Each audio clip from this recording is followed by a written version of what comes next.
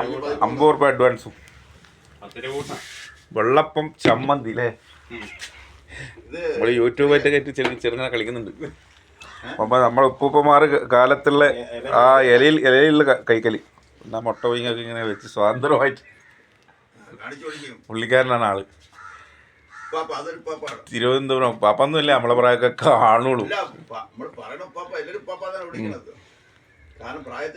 ഇത് ജി സുധാകരൻ്റെ ആരെങ്കിലും ആവോ? ഇല്ല.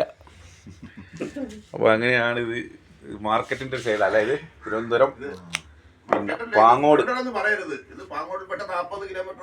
പാങ്ങോട് അടിപൊളി ചായ ആണെങ്കിൽ പണ്ട് 87, 88 കാലഘട്ടത്തിൽ നമ്മളൊരു SLC കഴിഞ്ഞ പാടുള്ള ആ കാലത്തുള്ള ചായ. ഇപ്പോഴൊന്നും ചായ ഒന്നും നന്നാകുന്നില്ല. ചായ ഇപ്പോൾ കുറെ പൊടി പൊങ്ങി കിടക്കും.